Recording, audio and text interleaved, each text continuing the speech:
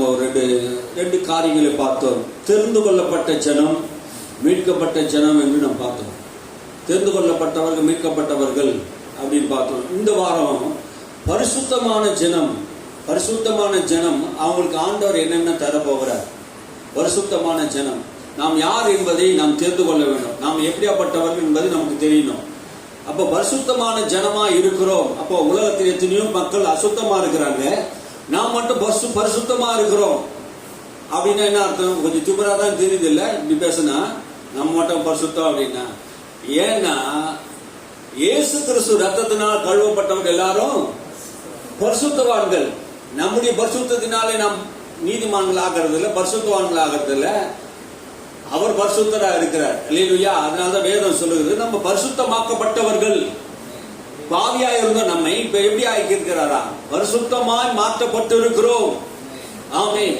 அப்போ தகுதி இல்லாத நம்மை இப்ப என்ன பண்ணிருக்கிறாரு? தகுதியை மாற்றி இருக்கிறார் தேவன். எப்படி அந்த தகுதி நமக்கு வந்தது, அந்த தகுதியை தேவன் எப்படி நமக்கு கொடுத்திருக்கிறார் என்பதை நாம் பார்க்கிறோம். வாசிங்க 1 பேதுரு புஸ்தகம் 1ஆம் அதிகாரத்துல 15ஆம் வசனம் 16ஆம் வசனத்தை வாசிப்போம். உங்களை அழைத்தவர் பரிசுத்தராய் இருக்கிறது போல நீங்கள் உங்கள் நடக்கை எல்லாவற்றிலும் பரிசுத்தராய் இருங்கள். நான் பரிசுத்தர் ஆகியால் நீங்கள் பரிசுத்தராய் இருங்கள் என்று எழுதி இருக்கிறதே. வேதம் என்ன சொல்லுகிறது என்றால், உங்களை அழைத்தவர் பரிசுத்தராய் இருக்கிறது போல. நம்ம அழைத்தவர் யார்? பரிசுத்தமுள்ள தேவன். நம்முடைய அழைத்தவர் பரிசுத்தராய் இருக்கிறது போல உங்கள் நடக்கையில் எல்லாவற்றிலும் பரிசுத்தராய் இருங்கள். எல்லா நடக்கையிலும் பரிசுத்தராய் இருங்க. நம்ம ஆண்டவர் எதற்காக அழைத்திருக்கிறார்? பரிசுத்தத்துக்கு அழைத்திருக்கிறார். நம்ம அழைத்தவர் பரிசுத்தர். நம்முடைய தேவன் பரிசுத்தர். அவர் பரிசுத்தமாய் காரியங்களை எல்லாம் செய்கிறார். அவரிடத்தில் எந்த ஒரு அசுத்தமும் கிடையாது, எந்த தீமையும் கிடையாது. ஆகினா பேதுரு சொல்றாரு, அழைத்தவர் பரிசுத்தராய் இருக்கிறது போல உங்கள் நடக்கையில் எல்லாவற்றிலும் பரிசுத்தராய் இருங்கள். எதற்காக உங்களை அழைத்தாரா? பரிசுத்தமாய் வாழ்வதற்காக. எதற்காக ஆண்டவர்களை தெரிந்து கொண்டா? பரிசுத்தமாய் வாழ்வதற்காகவே.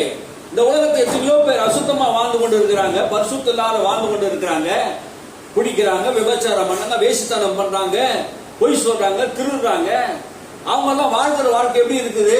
அசுத்தமான வாழ்க்கை வாழ்ந்து கொண்டு இருக்கிறாங்க. ஆனா ஆண்டவர் நம்ம எதற்காக அழைத்திருக்கிறாரா? பரிசுத்தத்திற்கு என்று அழைத்திருக்கிறார். அல்லேலூயா. உன்னை என்ன தேவன் பரிசுத்தத்துக்கு அழைத்திருக்கிறார். நீங்கள் எப்படி நடக்கணுமா? பரிசுத்தமாய் நடக்கணும். தேவ ஜனம், நீங்க தேவனால் மீட்கப்பட்ட ஜனம், பரிசுத்தமான ஜனமா இருக்கிறீங்க. அல்லேலூயா. ஆண்டவர் உங்களை எல்லா விதத்திலும் பரிசுத்தமா நடக்க வேண்டும் என்று விரும்புகிறார். ஆகையால் நீங்கள் பரிசுத்தராய் இருங்க. நான் பரிசுத்தர் ஆகியாலும் நீங்களும் பரிசுத்தராய் இருங்கள் என்று எழுதி இருக்கிறது. எங்க எழுதி இருக்கிறது?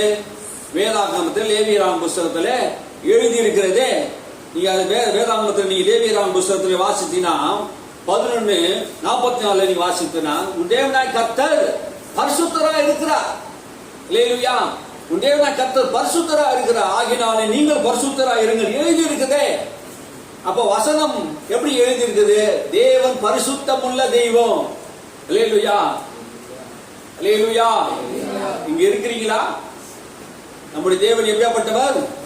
பரிசுத்தமுள்ள தெய்வம். அப்ப பரிசுத்தம் இல்லாத நாம் தெய்வத்தை நாம் என்ன பண்ணல? வணங்கல. பரிசுத்தம் உள்ளவரை. அல்லேலூயா. நாம் பரிசுத்தம் உள்ள தெய்வத்தை நாம் ஆராதித்து கொண்டிருக்கிறோம். ஆகியா நம்முடைய எல்லா நடவடிக்கையிலும் பரிசுத்தத்தை அவர் எதிர்பார்க்கிறார். பரிசுத்தம் இல்லாத ஒரு தெய்வத்தை நாம் வணங்கினா அவர் பரிசுத்தத்தை எதிர்பார்க்க மாட்டார். நம்முடைய ஆண்டவர் பரிசுத்தத்தை எதிர்பார்க்கிறார் என்றால் அவர் பரிசுத்தமா இருக்கிறார், அவர் பரிசுத்தமா வாழ்ந்து கொண்டு இருக்கிறார். ஆகினாலே உன்னை என்னை எப்படி என்ன பண்றாரு? பரிசுத்தமாய் வாழ்வதற்கு தகுதிப்படுத்தி கொண்டு இருக்கிறார். அல்லேலூயா. அந்த தகுதி தேவன் என்ன பண்றாரு? நமக்கு தந்து கொண்டு இருக்கிறார். அல்லேலூயா. வேத வசனத்தை நீங்க வாசித்து பாருங்க. ஏசாயா புஸ்தகம் 6:3. ஏசாயா புத்தகம் 6:3 நீங்க வாசித்து பாருங்க. ஏசாயா புத்தகம். ஒருவரை ஒருவர் நோக்கி, சேனைகளின் கர்த்தர் பரிசுத்தர் பரிசுத்தர் பரிசுத்தர், பூமி அனைத்தும் அவருடைய மகிமையால் நிறைந்திருக்கிறது என்று கூப்பிட்டு சொன்னார்கள்.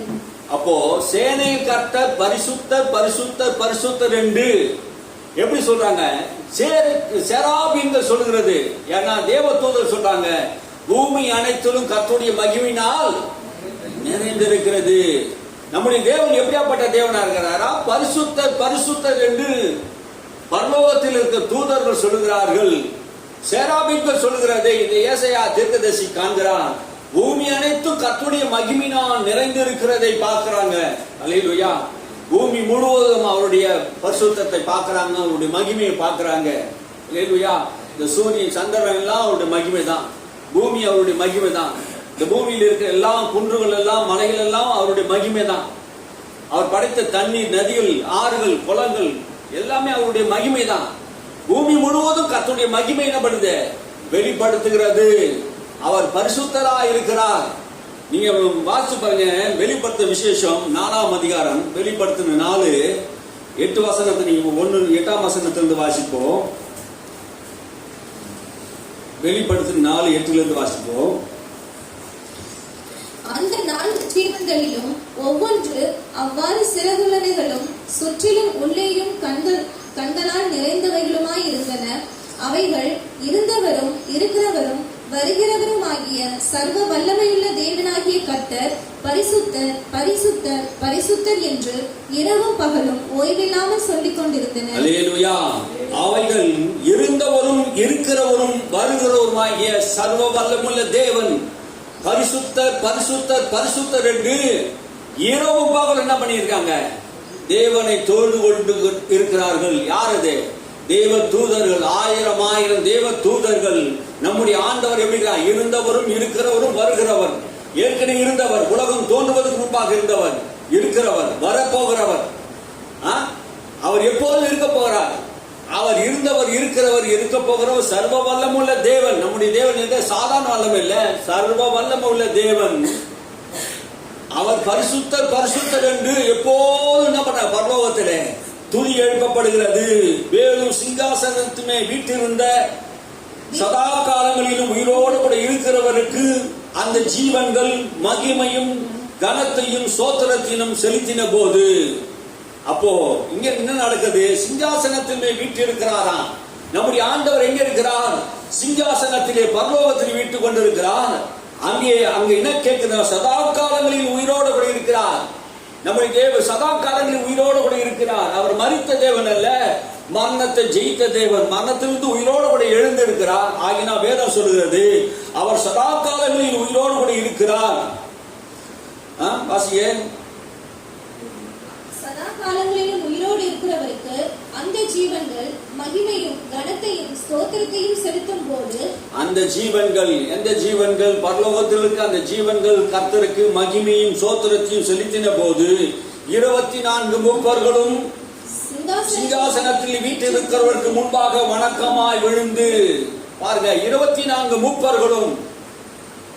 இந்த 24 மூப்பர்களும் பரிசுத்தவான்களை குறிக்கிறது. அந்த பரிசுத்தவான்கள் எல்லாரும் சதா காலங்களிலும் உயிரோடு இருக்கிறவரை சாஸ்தாங்கமா விழுந்து தொழுது கொண்டார்கள். தங்கள் கிரீடங்களை கைகி வச்சாங்க. ஆமே. ஜீவ கிரீடத்தை ஆண்டவர் கொடுத்திருக்கிறார். அழிவில்லாத கிரீடத்தை அந்த மூப்பர்கள் கொடுத்திருந்தார். அந்த மூப்பர்கள் எல்லாம் என்ன பண்ணாங்க? தங்கள் கிரீடத்தை கனத்துக்கும் மகிமைக்கும் உரியவராகி இருக்கிற ஒரே தேவன் நம்முடைய ஆண்டவர், துதிக்கு பார்த்ததா இருக்கிறவரை தொழுது கொண்டார்கள்.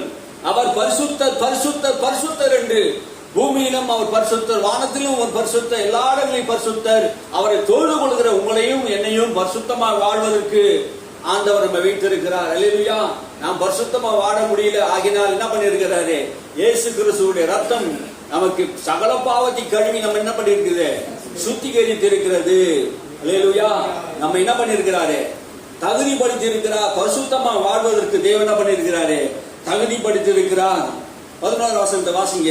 கர்த்தாவே, தேவரீர் மகிமையும் கனத்தையும் வல்லமையையும் பெற்றுக் கொள்ளுகிறதற்கு பாத்திரராய் இருக்கிறீர். நீரே சகலத்தையும் சிருஷ்டித்தீர். உம்முடைய சித்தத்தினாலே அவைகள் உண்டாயிருக்கிறவைகளும் சிருஷ்டிக்கப்பட்டவைகளுமாய் இருக்கிறது என்றார்கள். அப்போ எல்லாம் சிருஷ்டிக்கப்பட்ட எல்லாமே அவரால் தான் என்ன பண்ணிருக்குது?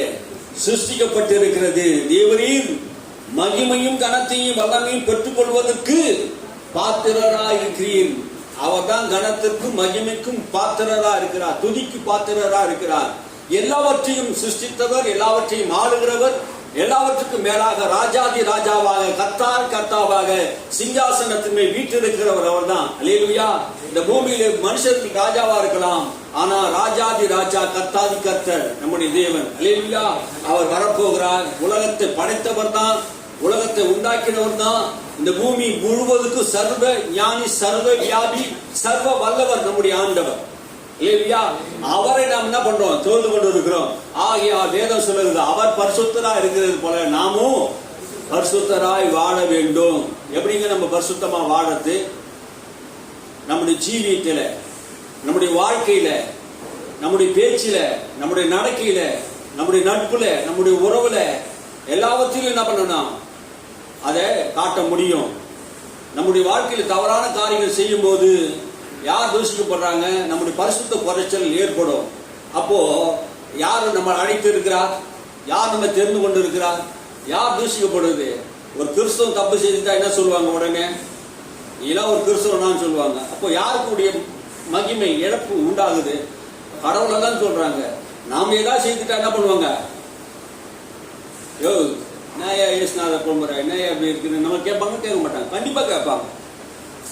பாருங்க, நம்ம ஏதாவது ஒரு சின்ன காரியங்களும் சொல்ல முடியாது. நம்ம கிட்ட அவங்களே உலக மக்கள் எதை எதிர்பார்க்கறாங்க? இரக்கத்தையும், அன்பையும், நீதியும், பரிசுத்தத்தையும், உண்மையும் எதிர்பார்க்கறாங்க. அவங்க கிட்ட இல்லைன்னா அதை எதிர்பார்க்க மாட்டாங்க. நாங்க அப்படிதான் இருப்போம். நீங்க எங்கிட்ட எதிர்பார்க்காத. நீ கிறிஸ்துவ சொன்னல, நீ அவர் வாழ்ந்தது போல நீ வாழணும். புரியுதுங்களா? கிறிஸ்துவம் என்பது என்னன்னா ஒரு கஷ்டமான ஒரு காரியம் தான். எப்படின்னா அவரை போல பரிசுத்தமா வாழ்வது ஒரு சாதாரண விஷயம் கிடையாது. ஆனா இந்த விஷயத்துல ஆண்டவர் நம்மை கொண்டு வந்து வைக்கிறார் என்றால் நம்முடைய தகுதியின்படி ஆண்டவர் கொண்டு வரல, அவருடைய நீதியின்படி நம்ம கொண்டு வந்து இருக்கிறார். அல்லேலூயா. ஆண்டவர் நமக்கு பரிசுத்தத்தையும் நீதியும் கொடுக்கிறவராய் இருக்கிறார். வேதம் அதான் சொல்லுகிறது. எபிரேயர் புஸ்தகம் 12ஆம் அதிகாரம் 14ஆம் வசனம். எபிரேயர் புஸ்தகம் 12-14 வசனங்கள் வாசிங்க. எபிரேயர் புஸ்தகம் 12-14 வசனத்துல, யாவரோடும் சமாதானமாய் இருக்கவும் பரிசுத்தம் உள்ளவர்களாய் இருக்கவும் நாடுங்கள். பரிசுத்தம் இல்லாமல் ஒருவனும் கர்த்தரை தரிசிப்பதில்லையே. இப்போ என்ன சொல்ல வராரு? யாவரோடும் சமாதானமா இருக்கவும். இன்னைக்கு எல்லாரோடும் நம்மளால என்ன பண்ண முடியாது? சமாதானமா இருக்க முடியலங்க நம்ம சொல்றோம். ஆனா வேதம் என்ன சொல்றது? யாவரோடும் சமாதானமா இருக்கவும். அப்ப எல்லாரோடும் நம்ம என்ன பண்ணணும்? சமாதானமா இருக்கணும். சில பேர் முடியலீங்க, என்ன பண்றது? சில பேரால முடியல, நம்மளால சிலரோட கூட சமாதானமா இருக்க முடியல. கூடுமானா மட்டும் யாவரோடும் சமாதானமா இருங்கள் என்று பவுல் சொல்லிட்டார். என்ன சொல்றாரு? யாவரோடும் இருக்குன்னு சொன்னாரு. இங்க என்ன சொல்றாரு? யாவரோடு இருக்கணும், சமாதானமா இருக்கணும். அப்போ எல்லாரோடும் என்ன பண்ணணும்? நல்ல ஐக்கியத்தோடு இருக்கணும். அப்போ அவங்க நம்ம பங்கிக்கிறாங்க, நம்ம விரோதம் பண்றாங்க. அப்ப நம்ம என்ன பண்ணணும்? சரி விட்டுடு, அவங்களுக்காக என்ன பண்ணு? ஜெபம் பண்ணு. அவங்களுக்காக என்ன பண்ணு? யாரோட சமாதானமா இருக்கிறது நம்ம நாடு என்ன பண்ணணும்? ஜெபம் பண்ணணும். அவங்க என்ன தப்பா புரிஞ்சுக்கிறாங்க. உண்மைதான், இந்த உலகம் அப்படிதான் இருக்கும். நம்ம தப்பா தான் புரிஞ்சுக்குவாங்க. நம்ம செய்த நன்மைக்கு நன்மை செய்யாம தீமை தான் செய்வாங்க. நம்ம ஒரு வார்த்தை சொல்லுவோம், அவங்க வேற வார்த்தை புரிஞ்சுக்குவாங்க. பாருங்க, தப்பா புரிஞ்சுக்குவாங்க. அதுக்கெல்லாம் நம்ம பதில் சொல்ல முடியாது. பாருங்க, அவங்க ஏற்கனவே நம்ம மேல கசப்பா இருந்ததுனால என்ன பண்ணுவாங்க? நம்ம என்ன பண்ண மாட்டாங்க? நம்ப மாட்டாங்க. சில காரியங்கள் வெறுப்பாங்க. அதெல்லாம் நம்ம கவலையே படக்கூடாது.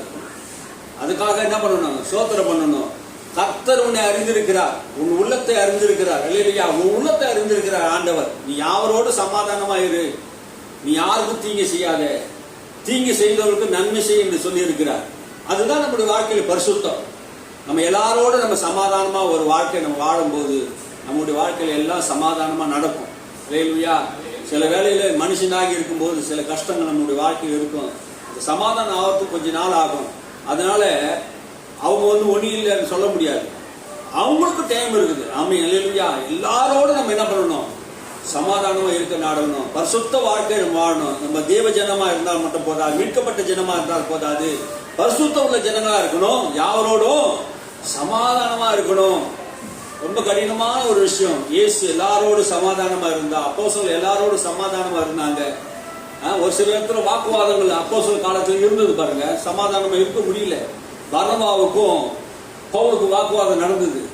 பேதுருக்கும் பவுலுக்கும் வாக்குவாதம் நடந்தது. வாக்குவாதங்கள் நடந்தது. ஆனா அவங்க சமாதானமா இருந்தாங்க. சில நேரத்துக்கு வாக்குவாதம் வந்தது.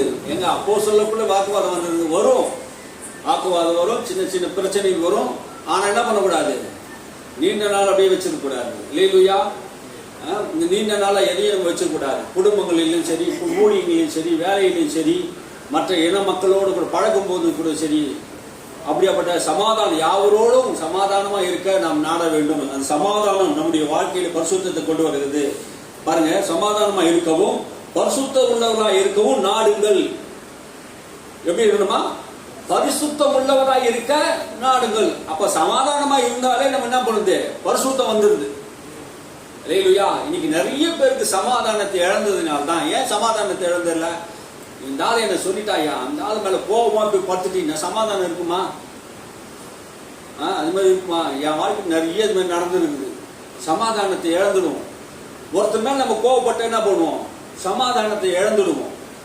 ஒருத்தர் மேல எரிச்சலா இருந்தால் சமாதானத்தை இழந்துடுவோம். அப்போ வேதம் என்ன சொல்லுது? இப்போ வேதம் என்ன புத்தி பத்தி நம்மளுக்கு சொல்லுது? யாவரோடு சமாதானமா இருக்க நாடுங்கள். அதுதான் உங்களுடைய வாழ்க்கையில பரிசுத்தம். பரிசுத்தம் அதுதான். இப்ப நம்ம பரிசுத்தம் என்பது நம்ம ஒண்ணு மட்டும்தான் பரிசுத்தம் கிடையாது. நம்ம நடக்கைகள் எல்லாவற்றிலும் நம்ம என்ன பண்ணணும், பரிசுத்தமா இருக்கணும். நம்ம நடந்து போறது இல்ல, நம்ம வாழ்கிற வாழ்க்கை எல்லாரும் என்ன பண்ணுவாங்க, கண்ணோக்கி பார்ப்பாங்க. நம்ம பேசுகிறது கேட்பாங்க, நான் சொல்லுகிறது கேட்பாங்க. நம்ம பேசுற வார்த்தை எப்படியாப்பட்ட வார்த்தை என்பது கவனிப்பாங்க. அதுல நடக்கை, அதுவும் நடக்கை தான். ஆமே, இல்லையா? நாம் பேசுகிற எல்லா வார்த்தையும் கவனிப்பாங்க. பரிசுத்தம் இல்லாமல் ஒருவனும் கர்த்தரை தரிசிப்பதில்லை. அப்போ நாம் அழைத்தவர் பரிசுத்தரா இருக்கிறது போல நாமும் பரிசுத்தரா இருக்கணும்னா, பரிசுத்தம் இல்லாமல் ஒருவன் என்ன பண்ண முடியாது, தரிசிக்க முடியாது. அல்லேலூயா. நான் பரிசுத்தப்படுத்துகிறவர் கர்த்தர். இன்னும் வேதம் என்ன சொல்ல தெரியுமா? நீங்க உங்களை தேவன் ஏற்கனவே பரிசுத்தப்படுத்திட்டார். நீங்க முயற்சி செய்ததுனால உங்களை பரிசுத்தமாக்கல. புரியுதா? பைபிள் நல்லா புரிஞ்சுக்கணும் பாருங்க. நீங்க பரிசுத்தம் இல்லைன்னு நான் சொல்லல. வேதம் என்ன சொல்றது, ஏற்கனவே உங்களை பரிசுத்தமாக்கிடுச்சு. எப்படின்னா, ரத்தத்தினால் மீட்கப்பட்டு இருக்கீங்க. அல்லேலூயா. பரிசுத்தம் இல்லாத நம்ம எல்லாரும் ரத்தத்தினால் மீட்கப்பட்டதினாலே பரிசுத்தமாக்கப்பட்டீர்கள், பூர்ணமாக்கப்பட்டீர்கள், நீதிமானாக்கப்பட்டீர்கள். இது உங்களுடைய நீதினால் வந்ததல்ல, இயேசுவை பின்பற்றுகிற விசுவாசத்தினால் உண்டாகிற தேவ நீதி. விசுவாசிக்கிறவனுக்கு எல்லாருக்கும் பலிக்கும். இல்லையா? இந்த தேவ நீதி யாருக்கு கொடுத்திருக்கிறாரு? விசுவாசிக்கிறவனுக்கு கொடுத்திருக்கிறாரு.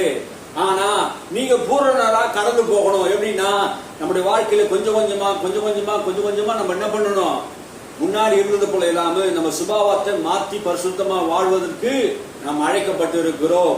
உடனே பரிசுத்தமாயிடும் நம்ம நான் சொல்லல. யாரையுமே என்ன பண்ணணும், உடனே பூர்ணமாயிடுங்க, எல்லாம் பரிசுத்தமாயிடுங்க நான் சொல்ல முடியாது. எப்படி? வேதத்தை படிக்கனாவும் உங்க குண அதிசயங்கள் மாற்றப்படும். கோபக்காரனா இருந்தோம், சண்டைக்காரனா இருந்தோம், முற்கோபியா இருந்தோம். அப்படி ஆண்டவர் என்ன பண்ற, ரட்சிக்கப்பட்டதுக்கு அப்புறம் கொஞ்சம் கொஞ்சமா மாற்றணும். இயேசு ஏற்றுக்கொண்ட போது நிறைய பேர் என்ன பண்ணுவாங்க, ஒரு பழக்கத்துக்கு அடிமையா இருந்திருப்பாங்க.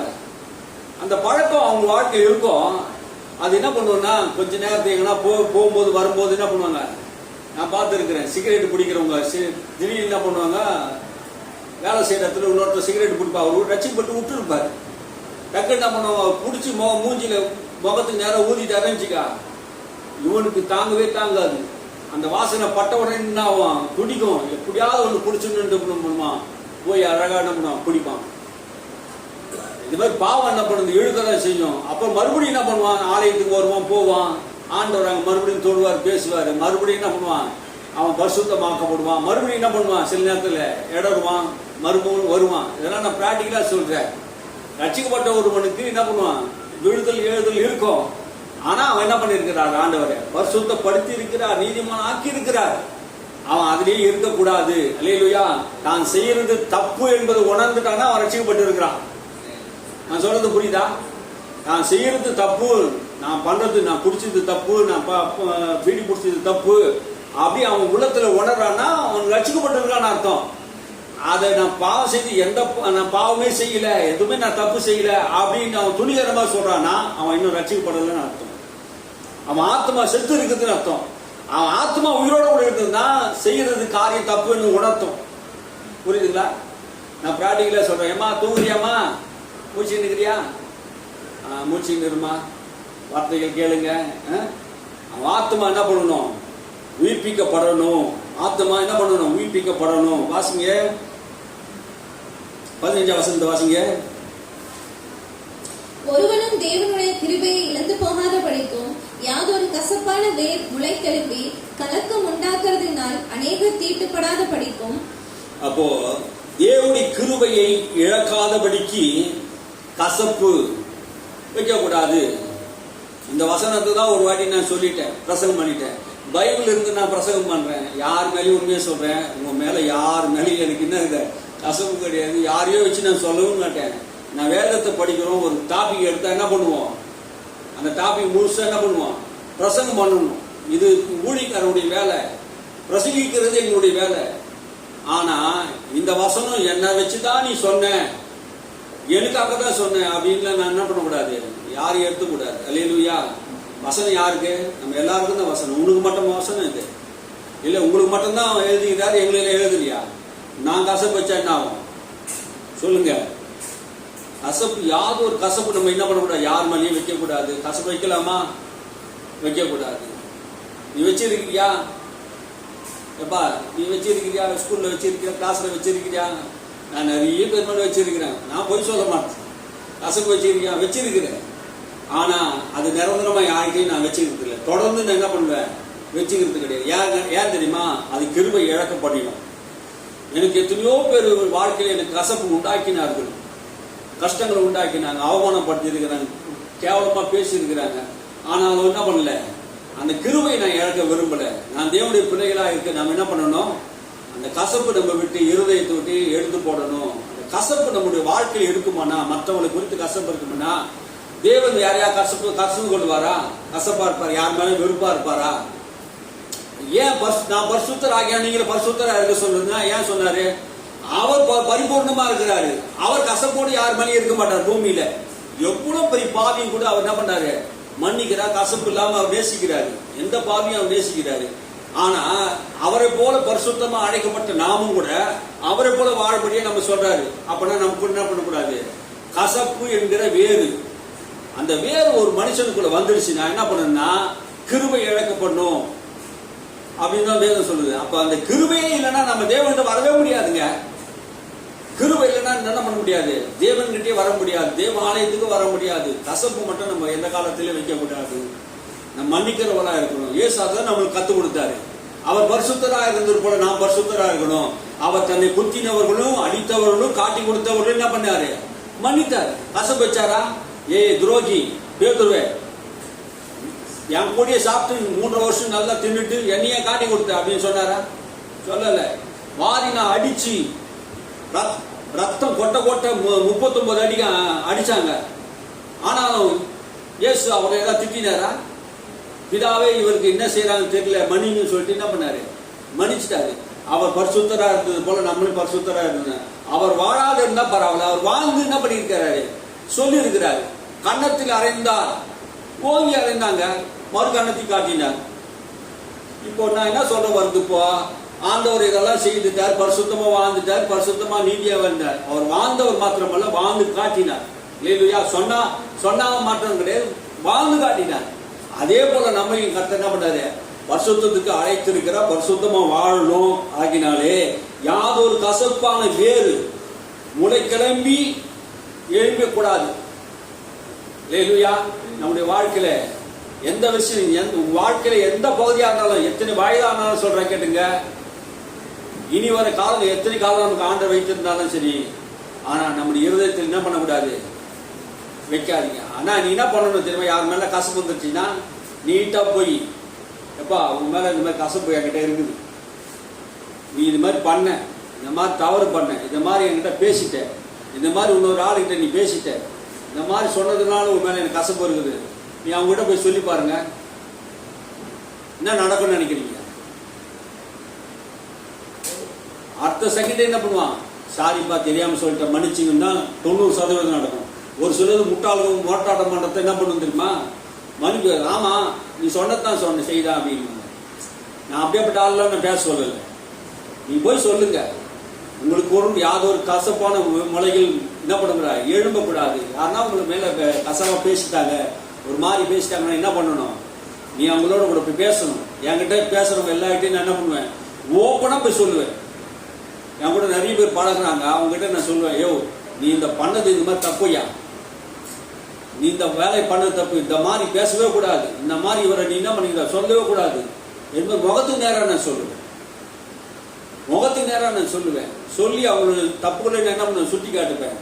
அதே நேரத்தில் மன்னிக்கும் தெரியும் இல்லையா? அதே நேரத்தில் அவங்க அந்த காரியத்தை என்ன பண்ணக்கூடாது? போய் வெளியெல்லாம் போய் சொல்லி சொல்லி சொல்லி என்ன பண்ணக்கூடாது? தூஷிக்க கூடாது. அப்போ மன்னிக்கிறவன் தான் மனுஷன். அவன் தான் பரிசுத்தவான், அவன் தான் இறக்க உள்ளவன், அவன் தான் தேவனுடைய நீதியை வெளிப்படுத்துகிறவன்.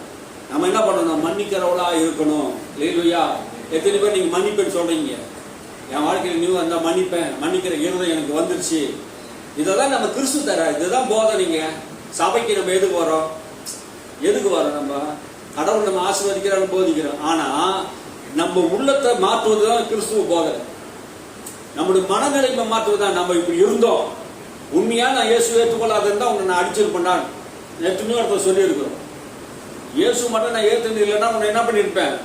தொலைச்சிட்டு இருப்பேன். எத்தனையோ இடத்துல சொல்லி இருக்கிறோம். சொல்லி இருக்கிறீங்களா? நாங்களும் சொல்லி இருக்கிறேன் பின்னாடி. இப்ப சொல்றது கிடையாது.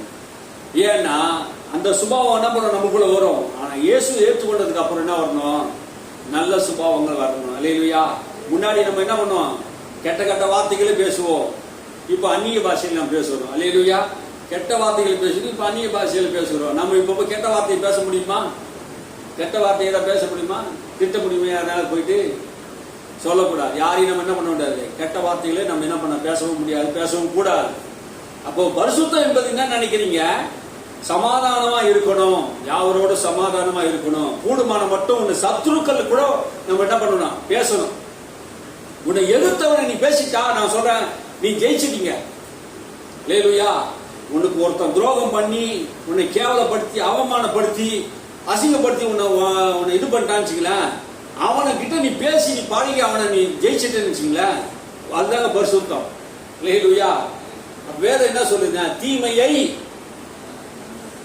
சொல்லுங்க, தீமையினால் வெல்லுன்னு சொல்லி இருக்குதா? தீமையினால் வெல்லுன்னு சொல்லி இருக்குதா? தீமையை நன்மையினால் வெல்லுன்னு சொல்லுதா? அல்லேலூயா. இப்போ நம்ம எப்படி போதிக்கணும்? தீமையை நன்மையினால் வெல்லு. நம்ம போதனை நம்ம பிள்ளைகளுக்கு அப்படிதான் சொல்லிக் கொடுக்கணும். அல்லேலூயா. இதை நாம் சொல்லி கொடுத்து வளர்க்கும் போது பரிசுத்தம் தானா வரும். பரிசுத்தம் எப்படி வரும்? சபைக்கு வந்துட்டா மட்டும் வராது. இந்த போதனைப்படி நடக்கணும். வசனத்தை கேட்டா மட்டும் பரிசுத்தம் வந்துடாது, வசனத்தின்படி நம்ம நடக்கணும். அப்போ வசனம் என்பது என்னது? கண்ணாடி. இந்த கண்ணாடியை நாம் பார்க்கும்போது நம்முடைய குணாதிசயங்களை காட்டுது. நான் யார் என்பது எனக்கு தெரியும். நான் எப்படியாப்பட்ட ஆளு எனக்கு தெரியும். எனக்கு யாருக்குமே தெரியாது. ஆனா இந்த வேதமாகிய கண்ணாடிக்கு முன்னாடி நான் நிற்கும் போது, படிக்கும் போது, இது என்னுடைய குணங்கள் எல்லாம், என்னுடைய சுபாவத்தை எல்லாம் இது தருது, காட்டுது. நீ இப்படிதான் இருக்கிறேன்னு சொல்லுது. வேற யாருக்கும் தெரியாது. ஒண்ணு கடவுளுக்கு தெரியும், ஒண்ணு எனக்கு தான் தெரியும். அல்லேலூயா. நான் என்ன சொல்றது புரியுதா? இந்த வேதத்தை படிக்கும் போது இந்த வேதம் படிக்க நம்முடைய இருதயத்தை என்ன பண்ணுது? சுத்தம் பண்ணுது, சீர்படுத்துது, சீர்பிடித்துது. நம்ம என்ன பண்ணுது? அந்த சுபாவத்திலிருந்து மாற்றத்தை கொண்டு வருகிறது. நம்ம என்ன தேவனுடைய சுதந்திரவாளிகளாக இருக்கிறோம், பரிசுத்தவான்களாக இருக்கிறோம். அதில் நம்ம என்ன பண்ணுது? பங்குள்ளவர்களாக இந்த வசனம் மாத்துது. பெரிய பட்டணத்தார், தெசலோனிக்க பட்டணத்தார் என்ன செய்தாங்க? வேதத்தை வாசித்தாங்க. அப்ப வேதத்தை வாசிக்க என்ன ஆனாங்க? குணசாலிகளாய் மாறினார்கள். எப்ப நம்ம குணசாலிகளா மாறுகிறோம்? நம்ம இப்படிதாங்க நான் பொல்லாதவன் தாங்க அப்படின்னு நம்ம சொல்ல முடியாதுங்க. இந்த வேதத்தை வாசிக்க எத்தனையோ பேரை நான் பார்த்து இருக்கிறேன். இந்த வேதத்தை எப்படியோ கோவக்கார, சண்டைக்கார, கலகக்காரனா இருந்தவங்க கூட இந்த வேதத்தை வாசிக்க கொஞ்ச காலம் கழிச்சு என்ன ஆயிடுச்சு? அப்படியே மாற்றப்பட்டான், சாந்த சொற்பியா மாறிட்டான். எத்தனையோ பேர் மாற்றப்பட்டாங்க. இன்னைக்கு கிறிஸ்தவ வாழ்க்கையில எத்தனையோ ஆட்டோ சங்கர் கொலைகாரன், அவர் தூக்குமாடிக்கு போவதுக்கு முன்னாடி அப்படியே கொலை செய்தவன் அவனே மாற்றப்பட்டிருக்கிறார். எத்தனையோ பேர் ஜெயில, இங்க இந்த உலகத்துல பொல்லாத காரியத்தெல்லாம் செய்தவங்க ஜெயில போய் சுவிசேஷத்தை அறிவிச்சிருக்காங்க. ஜெயில ரட்சிக்கப்பட்டு இருக்கிறவங்க. இது சொன்னது யார் தெரியுமா? அந்த ஜெயில இருந்த ஜெயிலர் ஆட்டோ சங்கரை பத்தி சாட்சி சொல்லியிருக்கார். நீங்க யூடியூப் சேனல்ல போய் கேட்டு பார்த்தீங்கன்னா அதெல்லாம் போட்டிருக்காங்க. அந்த மனுஷன் ரட்சிக்கப்பட்டு அந்த மனுஷன் இயேசு ஏற்றுக்கொண்டு மரணபயம் இல்லாம செத்தாரு. தூக்குமடைக்கு போகும்போது மரணபயம் இல்லாம போய் செத்தாரு. எல்லாரும் அன்னைக்கு மரணபயம், நாளைக்கு தூக்குன்னு சொல்லிட்டேன்னா அம்மா தூங்கவும் மாட்டாங்க. ஆனா ஆட்டசந்தர் அப்படி தூங்க இது பண்ணல. அவன் மரணபயம் இல்லாம செத்தார். காரணம் என்ன? நான் செய்த தப்புக்கு தான் நான் என்ன பண்றேன், இந்த பூமியில தண்டனை அனுபவிக்கிறேன். நான் மரித்தாலும் கூட என்னை இயேசு என்னை உயிர்ப்பிப்பார் என்கிற நம்பிக்கையோடு செத்தார். அல்லேலூயா. இது நல்ல சாட்சி தான். இது ஆட்டசந்தர் சொல்லல, அவரை தூக்கு போட்ட அந்த ஜெயிலர் சொல்றார். இது கட்டுக்கதை இல்ல. நான் இன்னைக்கு கூட அந்த யூடியூப் சேனல்ல போட்டு என்ன பண்ண முடியும், காட்ட முடியும். பாருங்க, மாற்றப்பட்டார்கள். கொலைகாரர்களா இருந்தவங்க, கொடுமையா இருந்தவங்க, எத்தனையோ பாவங்களை செய்தவர்கள்லாம் இயேசு ஏற்றுக்கொண்ட போது அந்த கசப்புகளை மாற்றப்பட்டு நல்ல பரிசுத்தவான்களாக, நீதிமான்களாக, உண்மை உள்ளவர்களாக மாற்றப்பட கிறிஸ்துவம் என்ன செய்கிறது? சீர்திருத்தத்தை கொண்டு வருகிறது. அசுத்தமான வாழ்கிற மக்களை பரிசுத்த வாழ்க்கைக்கு அழைக்கிறது. அல்லேலூயா. இன்னைக்கு பிரசங்கம் வேற மாதிரி இருந்ததுல உங்களுக்கு, நான் வேற மாதிரி பண்ணியிருந்தேன் மத்தியதுல, எனக்கு ஒரு மாதிரியா தோணுது. அல்லேலூயா. சீர்திருத்தத்தை கொண்டு வருது, நமக்குள்ள சிந்தனைகளை மாற்றுகிறது, எண்ணங்களை மாற்றுகிறது. அசுத்தமா வாழ்ந்தவனை பரிசுத்த வாழ்க்கைக்கு இந்த வேதம் அழைக்கிறது, கிறிஸ்து அழைக்கிறான். நீ பரிசுத்தமா வாழணும். உன்னை அழைத்தவர் பரிசுத்தர், உன்னை உண்டாக்கினவர் பரிசுத்தர், உனக்காக மரித்தவர் பரிசுத்தர், உனக்காக ஜீவனை கொடுத்தவர் பரிசுத்தர். ஆகினாலே உன் வாழ்க்கை முழுவதும் பரிசுத்த வாழ்க்கை. நீ பரலோகத்தில் போனாலும் அந்த பரிசுத்தரை நீ தரிசிக்க போற. பரிசுத்தம் இல்லாமல் நீ என்ன பண்ண முடியாது, தேவனை தரிசிக்க முடியாது. பரிசுத்தம் இல்லாம தேவனை தரிசிக்க முடியாது. நீ அசுத்தமா வாழ்ந்துட்டு பரிசுத்தம் உள்ள தேவனை நீ போய் தரிசிக்க முடியுமா?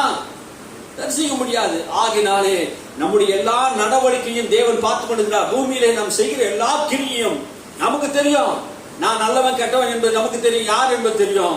உன் அந்தரங்கத்தில் செய்கிற காரியங்கள், ரகசியமா செய்கிற காரியங்கள் யாருக்கும் தெரியாது. மனுஷன் நினைச்சிட்டு இருக்கான் நம்ம நாலு அறையில செய்யறது தெரியாது, நம்ம ரகசியமா செய்யறது எதுவும் தெரியாதுன்னு நினைக்கிறான். ஆனா கடவுள் எல்லா அந்த ரங்கத்தையும் பார்க்கிறார். அந்த ரங்கத்திலிருந்து பார்க்கிற பிதா உன்னை வெளியரங்கமா பலனளிப்பார். ரகசியமா செய்கிற காரியங்களை எல்லாவற்றையும் அவர் பார்த்து கொண்டு இருக்கிறார். நீ என்ன செய்யற என்பது நமக்கு தெரியாது போலாம், உன் மனைவிக்கு தெரியாது போலாம், உன் புருஷனுக்கு தெரியாது போலாம், உன் சகோதரனுக்கு தெரியாத போலாம், யாருக்கு தெரியாம போலாம். ஆனா உன்னை படைத்த ஆண்டவர் நோக்கி பார்த்து கொண்டு இருக்கிறார். அல்லேலூயா. தேவன் பார்க்கிறார் என்பது நாம் பயந்து வாழணும். யாரும் பார்க்கல, யாரும் செய்யல, யாரும் நம்ம கண்டுக்க முடியாது, யாரும் என்ன கேட்க முடியாது அப்படின்னு நம்ம என்ன பண்ண முடியாது, சொல்ல முடியாதுங்க. ஒரு நாள் ஆண்டவர் பார்த்து கொண்டு இருக்கிறார். இப்போ இல்ல, பூமி முழுவதும் கர்த்தருடைய கண்கள் உலாவி கொண்டு இருக்கிறதா வேதம் சொல்லுகிறது. பூமி முழுவதும் கர்த்தருடைய கண்கள் உலாவி கொண்டு இருக்கிறது. எல்லாரையும் அவன் கண் நோக்கி பார்த்து கொண்டு இருக்கிறார். அவனவனுடைய நீதிக்கு தக்கதாக, அவனவனுடைய கிரிக்கு தக்கதாக அவர் பலனளிப்பாராம். அல்லேலூயா. வேதம் தெளிவா சொல்லுது, பரிசுத்தம் உள்ளவர் இன்னும் பரிசுத்தமா இருக்கட்டும், அசுத்தமா இருக்கிற இன்னும் அசுத்தமா இருக்கட்டும். இதோ நான் சீக்கிரத்திலே வருகிறேன். இதோ நான் என்ன பண்ணேன், சீக்கிரம் வருகிறேன். இயேசு சொன்னார், நான் சீக்கிரத்தில் வருவேன்னு சொன்னாரே. வரட்டும். பரிசுத்தமா இருக்கிறவன் இன்னும் பரிசுத்தமா இருக்கட்டும், அசுத்தமா இருக்கிறவன் அசுத்தமா இருக்கட்டும். இதோ அவன் செய்த கிரிக்கு தக்கதாக, சரீரத்தில் ஆனாலும் ஆவியில் ஆனாலும் அவன் செய்த தவறுக்கு பலன் அளிக்க, நியாயம் செய்ய நீதி உள்ள நியாயாதிபதி இயேசு வரப்போகிறார். அவர் சீக்கிரம் வரப்போகிறார். நீ அசுத்தமா வாழ்ந்தாலும், பாவத்தில் வாழ்ந்தாலும், அசுத்த கிரியில் வாழ்ந்தாலும், நீ விக்கிரக ஆராதனை பண்ணி திருடனா இருந்தாலும், பொய்க்காரனா இருந்தாலும், கொலைகாரனா இருந்தாலும், அசுத்தமான வாழ்க்கை வாழ்ந்திருந்தா, நீ ஒருவேளை இயேசு ஏற்றுக்கொண்டா நீ பாவம் மன்னிக்கப்படும். நீ இயேசு ஏற்றுக்கொள்ளாம வாழ்க்கை வாழ்ந்து கொண்டு இருப்பீனா, நிச்சயம் உனக்கு நியாய தீர்ப்பு உண்டு. அந்த நியாய தீர்ப்பு அக்கினி கந்தகமா இருக்கிற நரகம். வேதம் சொல்லுகிறது, அக்கினி கந்தகமா இருக்கிற நரகம். கிட்டத்தட்ட 162 தடவை இந்த நரகத்தை பற்றி பைபிள் எழுதி இருக்கிறது. இயேசு 72 தடவைக்கு மேல இந்த நரகத்தை பற்றி பேசியிருக்கிறார். நரகம் இல்லை என்று இன்னைக்கு மனுஷன் சொல்லி கொண்டு இருக்கிறான். அன்புள்ள தேவன், அன்புள்ள கடவுள் எப்படி மனுஷனை நரகத்தில் போட்டு தள்ளுவார் அப்படின்னு கேட்கிறான். தேவன் அன்புள்ளவர் தான், தேவன் இரக்கம் உள்ளவர் தான். அதே நேரத்தில் அவர் நீதி உள்ளவராக இருந்து தம்முடைய நீதியை, நியாயத்தை செய்ய போகிறார். அல்லேலூயா.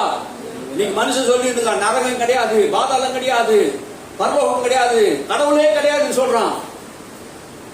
இன்னைக்கு கடவுள் இருக்கிறார் என்பதை எல்லா மனுஷனும் அறிந்து கொள்வார்கள். இல்லையா? கடவுள் இல்லை என்றால் அந்த சூரியன் சந்திரன் உண்டாகி இருக்க முடியாது. நாம் பார்க்கிற சூரியன் சந்திரங்கள் எல்லாம் ஒரு மனுஷனுடைய கைவேலை அல்ல, இது தானா உண்டானது அல்ல. இந்த பார்க்கிற டீபேட் பார்க்கிற, இந்த கூடாரத்தை பார்க்கிற, இந்த மைக்கை பார்க்கிற, இது மனுஷன் உண்டாக்கினது, யாராவது உண்டாக்கி இருக்கணும். ஆனா சூரியனை சந்திரனை பார்க்கும்போது இது மனிதன் உண்டாக்கினது அல்ல, கடவுள் உண்டாக்கினது. ஆகினாலே கடவுளுக்கு எல்லாரும் பயந்துதான் ஆகணும். அவர் வரும்போது பூமியை நியாயந்திருப்பார். இந்த பூமியை இயேசு நியாயந்திருப்பார். வேதம் சொல்லுகிறது, யோவான் சுவிசேஷத்தை 5ஆம் அதிகாரம் 22ஆம் அதிகாரத்தில் வசனத்தை சொல்லுது, அவர் குமாரனுக்கு இந்த உலகத்தை நியாயந்திருக்க அதிகாரம் கொடுத்திருக்கிறார். இயேசு இந்த உலகத்தை நியாயந்திருப்பார், நியாயாதிபதியாக வந்து நியாயந்திருப்பார். இயேசுவை ஏற்றுக்கொண்டவனுக்கு, இயேசு ஏற்றுக்கொள்ளாதவனுக்கும் அந்த நாளிலே தெரியும். ஆமென். ஆண்டவர் ரெண்டு பிரிவாக பிரிப்பார். செம்மறியாடு வெள்ளாடாக ரெண்டாக பிரிப்பார். அக்கிரம செய்யக்காரனே அகன்று போய் சொல்லுவார், கொல்லாதவனே மாயக்காரனே அகன்று போய் சொல்லுவார். தேவனை விசுவாசிக்கிறவர்கள், உண்மை உத்தவம் உள்ளவர்களே, வாங்க பிதாவின் வீட்டிலே மகிழ்ச்சியோடு சந்தோஷத்தோடு வாங்க. தேவனால் அழைக்கப்பட்டவர்களே, தெரிந்து கொள்ளப்பட்டவர்களே, நாம் எல்லாம் தேவனால் தெரிந்து கொள்ளப்பட்டவர்கள். உலகம் தோன்றுவதற்கு முன்பாகவே தேவனால் நீங்க தெரிந்து கொள்ளப்பட்டவர் என்று வேதம் சொல்கிறது. நீ நானும் ஆண்டவர் தெரிந்து கொள்ளல, அவரே நம்மை தெரிந்து கொண்டார். உங்களுக்கு ஒரு நற்செய்தி சொல்லட்டுமா? ஆண்டவரே உங்களை தெரிந்து கொண்டார், ஆண்டவரே உங்களை அழைத்து இருக்கிறார், ஆண்டவரே உங்களை முன்குறித்து இருக்கிறார். அல்லேலூயா. உங்கள் பேர் ஜீவ புஸ்தகத்தில் எழுதி இருக்கிறார். இது யாராலும் மறுக்க முடியாதுங்க. ரட்சிக்கப்பட்டவங்களுக்கு நான் சொல்றேன், ஒரு ரகசியத்தை சொல்றேன், உங்களை யாரும் குற்றம் சுமத்தவே முடியாது, உங்களை யாரும் பாவி என்று சொல்லவே முடியாது. ஏண்டா உங்கள் பாவத்தை சிலுவையில் சுமந்தவர், உங்கள் அக்கிரமத்தை சிலுவையில் சுமந்தவர் நியாயாதிபதியா வரப்போகிறார். அவரை விசுவாசிக்கிறவன் மேல் குற்றம் சுமராது. அல்லேலூயா. அவரை நம்புகிறவன் மேல் எந்த குற்றம் சுமராது. நீதி உள்ள நியாயாதிபதி வருகிறார். பரிசுத்தம் உள்ளவன் பரிசுத்தமா இருக்கட்டும், அசுத்தமா இருக்கிறவன் அசுத்தமா இருக்கட்டும். கர்த்தர் நியாயம் செய்ய போகிறார், பூமிக்கு வரப்போகிறார். அவர் வருகை சமீபமா இருக்கிறது. வெளிப்படுத்த விசேஷம் 21ஆம் அதிகாரத்திலே 3 முறை அதை சொல்லுகிறார், இதோ சீக்கிரம் வருகிறேன், இதோ சீக்கிரம் வருகிறேன், இதோ சீக்கிரம் வருகிறேன் என்று. இந்த பூமி கடைசியிலே முடிவு உண்டாக போது, எல்லாவற்றுக்கும் முடிவு சமீபமா இருக்கிறது என்று பேதுரு சொல்லுகிறார். எல்லாவற்றுக்கும் முடிவு சமீபமா இருக்கிறது. பூமியில செய்த மனுஷன் செய்த எல்லா அக்கிரமங்கள், பாவங்கள், அநியாயங்களுக்கு நியாய தீர்ப்பு கொடுக்கிற நாள் வருகிறது. மனிதன் பயந்து நடக்கணும் கடவுளுக்கு முன்பாக.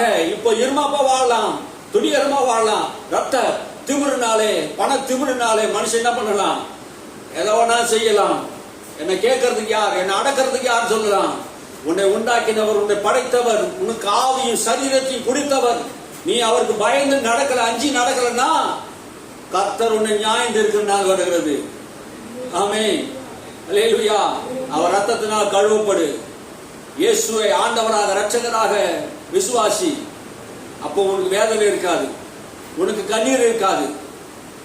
அவரை நம்புகிறவனுக்கு ஆண்டவர் எல்லா ஆசீர்வாதங்களும் நன்மையில் வைத்திருக்கிறார். தேவ பிள்ளையை, உன்னால அதெல்லாம் செய்ய முடியாது என்பது தெரிஞ்சுதான் ஒரே ஒரு காரியத்தை வச்சுட்டார், விசுவாசம். உன்னால அது மாதிரிலாம் பண்ண முடியாது. உன்னை தப்பிவிப்பதற்கு அவரே இறங்கி வந்துட்டார், அவரே நீதியை செய்துட்டாரு. இப்போ ஒரே ஒரு விஷயம், நீ பரலோகத்துக்கு போறதுக்கு ஒரே விஷயம், நீ என்ன செய்ய போற? நீ ஒண்ணுமே செய்ய வேண்டியதில்லை, அவரை விசுவாசித்தா போதும். அல்லேலூயா. அவரை விசுவாசித்தாலே நீ ரட்சிக்கப்படுவ. அவரை விசுவாசித்தா, அவரை நம்பினாலே நீ பரலோகத்துக்கு போவ. ஆமென். அதுதான் உங்களுக்கு நற்செய்தி. எல்லாரும் எழுந்திருப்போம், கர்த்தரை ஸ்தோத்திரிப்போம்.